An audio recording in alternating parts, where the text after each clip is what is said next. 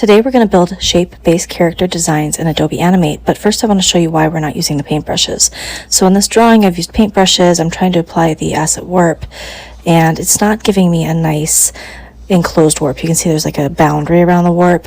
It's just harder to use asset warp with some of the other tools, so we're going to start by learning how to use it with the shape tools first.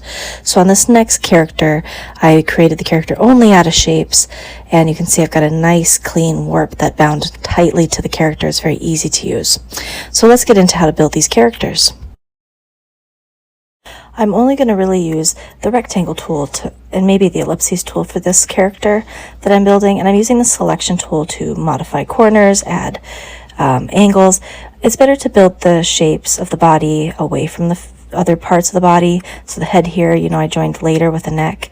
Rarely would I recommend overlapping, such as here where I did with the arms. It's better to build nearby and then overlap or attach, just because the shapes will magnetically attach, and it's just there's less room for error if you build away. So here, example with the pants, I'm building them away from each other. Eventually I'm attaching them, finding that sometimes attachments are easier to do if you remove an edge. In this case I removed the top of the pants, and it was easier to then create the bottoms and give that open kind of brief top.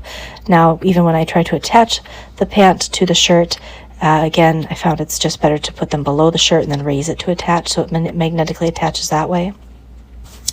I'm going in, I'm making adjustments to the pant leg, and when I add the legs, I'm drawing them below the pants, and then I'm raising them up with the selection tool to attach to the pants that I had added earlier.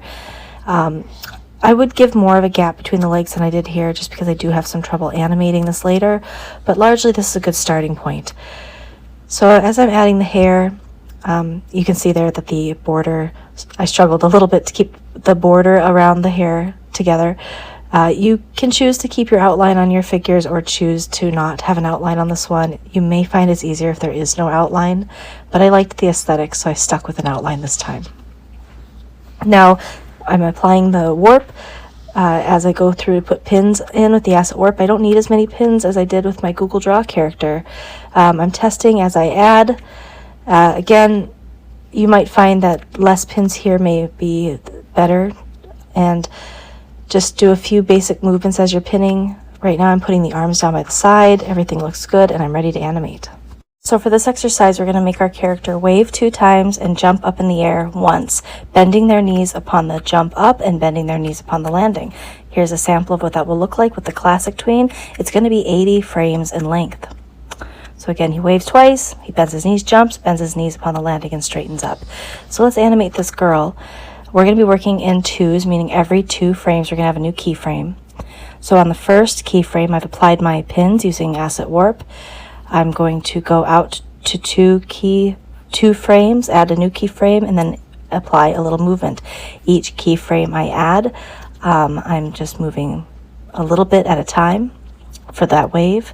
First making her arm raise up and then raise down. I did turn on onion skinning, which allows me to kind of see a ghost arm here, and helps me kind of plan the distance, the breadth of movement that I'd like to use. It also helps me determine if I've made her arm too long, so I am going back to different keyframes now and adjusting the length of those arms.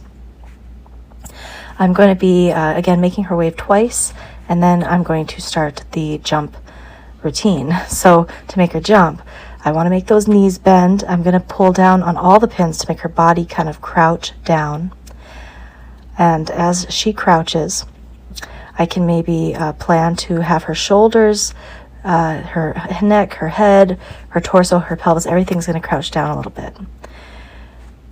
Now as I go in to add the next frame sequence, I'm just going to continue to bring those knees into a deeper bend, continue to pull the figure down closer to the ground, but I am going to make the arms kind of pull up as if she's getting ready to pull herself up into a jump.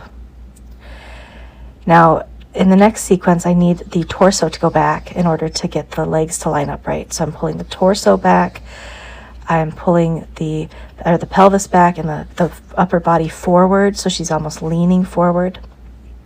And then as she jumps up, I'm going to start to raise the figure to start to straighten out the legs. I am paying attention to how long the legs were originally, how long the dress was originally, so I'm not overstretching the character.